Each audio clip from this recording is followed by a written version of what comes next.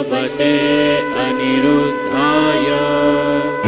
ॐ नमो भगवते अनिरुद्धाय। ॐ नमो भगवते अनिरुद्धाय। ॐ नमो भगवते अनिरुद्धाय। ॐ नमो भगवते अनिरुद्धाय।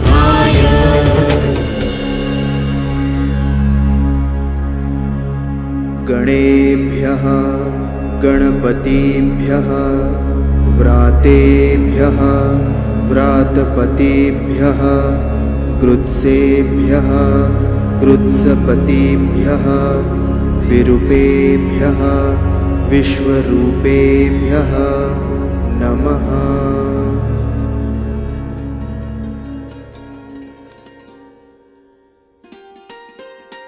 हरिओम। श्री महागणपतीचे नमन व चिंतन करून 4थ्या वर्षाची यशस्वी वाटचाल आपण सुरू करीत आहोत। केवळ एक सोंड, एक मोडलेला दात, सुपासारखे कान व लंबोदर असे साकार स्वरूपच प्रत्येकाला माहीत असते व विघ्नांतक हेच भावस्वरूप माहिती असते। परंतु या विघ्नांतकास स्वतःच्या हाताने घडवण्याची सुसंधी मात्र प्रत्येकास मिळालेली नसते किंवा कधी तसा प्रयासही केला गेला नसतो। आपला सर्वांच्या लाडक्या परमपूज्य बापूंच्या अलोट प्रेमाने हे कायम अपूर्ण, अविकसित, दुर्लक्षित राहून गेलेले कौशल्य शिकण्याची जणू सुवर्ण संधीच चालून आलेली आहे। अगदी इतिहासात जरा डोकावले तर कळते। स्वतः लोकमान्य टिळकांनी 1894 साली सार्वजनिक गणपती मूर्तीची स्थापना करताच सामाजिक संघभावनेची जाणीव झपाट्यानं वाढू लागली, ज्याचे पडसाद ब्रिटिशांचे विघ्न परतविण्यापर्यंत पोहोचले। भारतीय संस्कृतीचा घनप्राण असलेला व प्रत्येक भारतीयास वंदनीय अशा या श्री गणेश मूर्तीस राम नामाच्या योजनेअंतर्गत कागदाच्या लगद्यापासून तयार करण्याचे प्रात्यक्षिक पाहूया चला।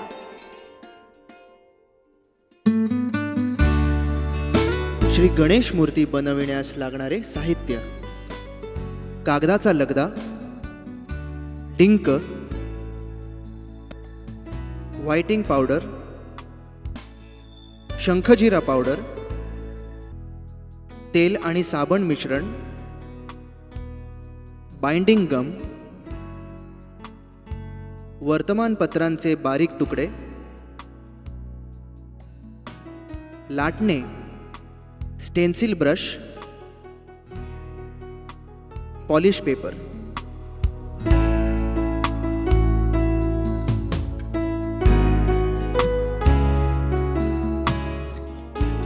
कागदाचा लगदा रामनाम वहीपासून तयार केला जातो। कागदाच्या लगद्यातील पाणी पिळून तो मोकळा करून घेणे व त्यात असणाऱ्या कागदाच्या गुठळ्या काढून टाकणे। डिंकाची जाडसर पूड 250 ग्रॅमच्या ग्लासात ओतून घ्यावी। त्यानंतर स्टीलच्या भांड्यात 1.25 लिटर पाणी ओतून डिंकाची पूड 15 मिनिटे उकळवावी। मिश्रण मंद आचेवर उकळवावे व सतत पळीच्या सहाय्याने ढवळत राहावे। तयार मिश्रण थंड झाल्यावर गाळून वापरास घ्यावे।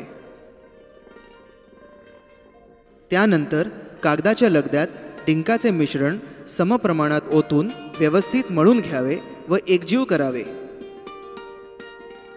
डिंक आणि कागदाचा लगदा यांच्या तयार मिश्रणात 2.25 किलो व्हाइटिंग पावडर मिसळून ती एकजीव करावी।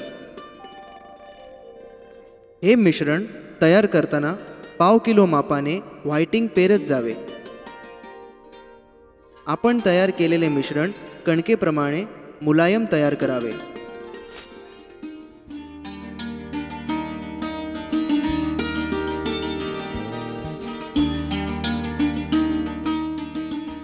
मिश्रण हाताच्या बोटांनी दाबून बघितल्यास आपली बोटे मिश्रणात अडकून बसत नाहीत। गणपतीचा साचा उघडून साध्या पाण्याने धुवून स्वच्छ कोरडा करून घ्यावा.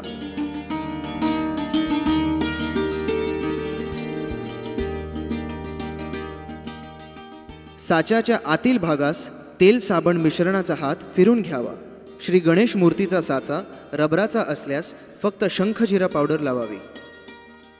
आपण तयार केलेले मिश्रणाचे गोळे घेऊन त्याची 1 फूट त्रिज्येची लाटण्याच्या सहाय्याने पोळी लाटून घ्यावी. शंखजिरा पावडर लावून पोळी लाटावी.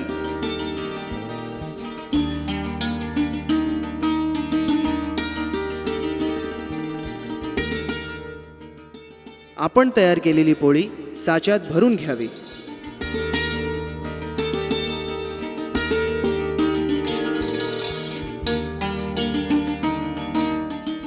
स्टेन्सिल ब्रशच्या सहाय्याने व्यवस्थित दाब देऊन बसवावी.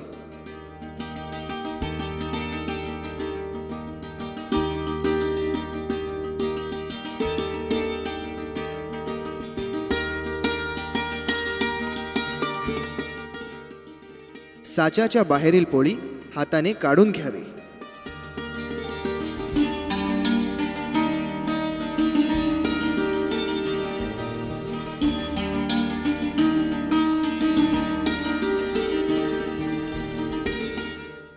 त्यानंतर पोळीवर खालील दिशेने समान दाब देऊन साचा पूर्णपणे भरून घ्यावा. पोळी दाबताना फाटल्यास त्यावर दुसरा पोळीचा तुकडा लावून एकजीव करावा.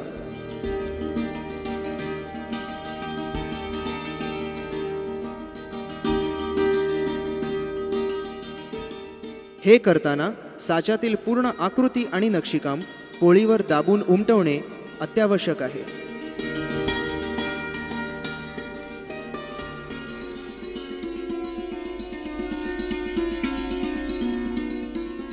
अशा प्रकारे साच्याचा पुढील व मागचा भाग व्यवस्थित भरून घ्यावा.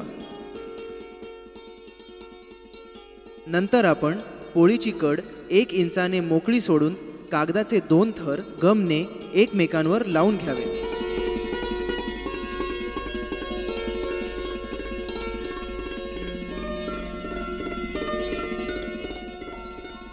कागद लावत असताना त्यात हवा राहणार नाही ह्याची विशेष दक्षता घ्यावी. ह्यानंतर लगद्याची लढी करावी व ती पाणी लावून साच्याच्या कडेने बसून घ्यावी.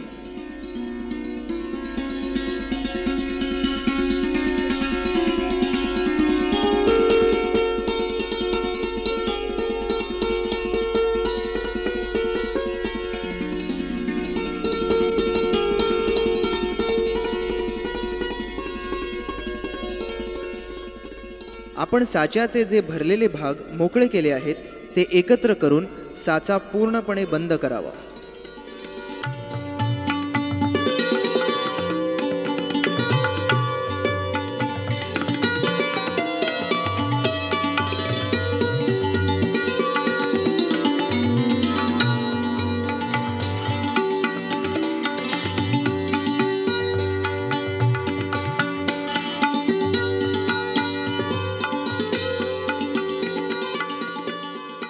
ह्यानंतर मिश्रणाच्या लढीस डिंकाचे पाणी लावावे व ती लढी ज्या 2 भागास पोळी लावली आहे ते दोन्ही सांधे व पायाकडील भागास बसून घ्यावे.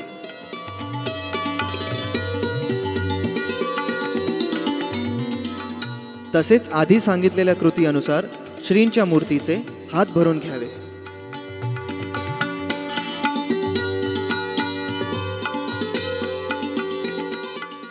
संपूर्ण साचा भरल्यानंतर आडवा करून उन्हात सुकट ठेवावा व 1 ते 1.5 दिवसानंतर उघडावा.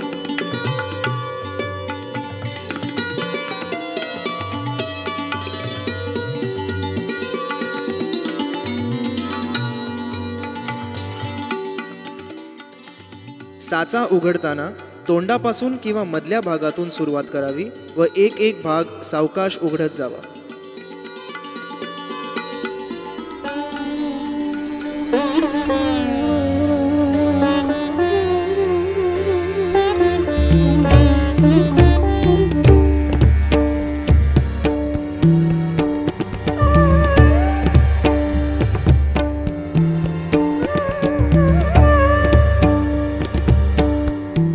साच्यातून तयार झालेली मूर्ती व मूर्तीचे हात अनुक्रमे 80 व 120 नंबरच्या पॉलिश पेपरने घासून सुबक करून घ्यावेत.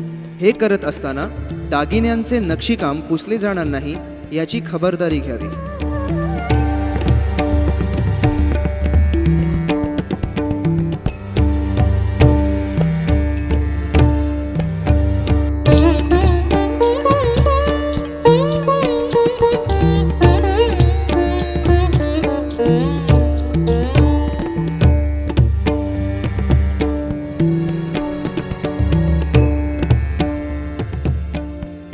मूर्तीला हात जोडताना तयार गोळ्यांची लढी करून घ्यावी व ही लढी लावून हात जोडून घ्यावेत.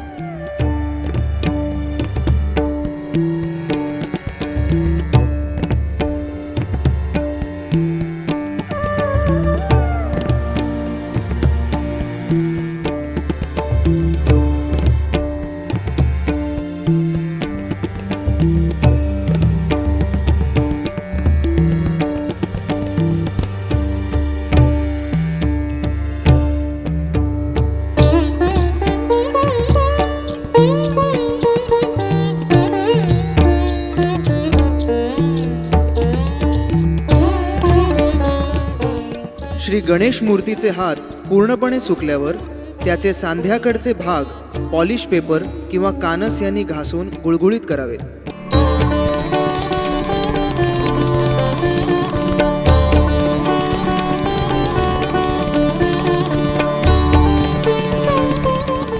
अशा प्रकारे वरील सर्व प्रयासातून साकारलेली श्रींची सुबक मूर्ती आपणास बनवता येते.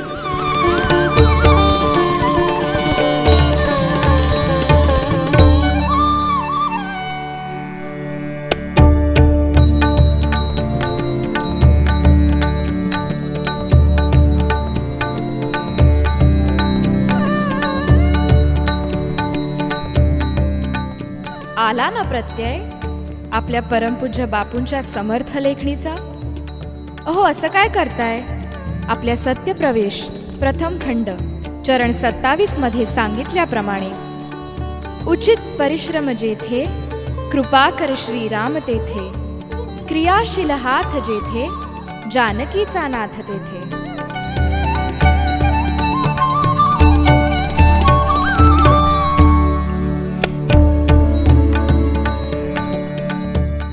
चला तर आपण नव्या जोमाने रामायणातील खारुताईच्या प्रेमाने एकजुटीने ह्या परमपूज्य बापूंच्या सुंदर उपक्रमात सहभागी होऊया.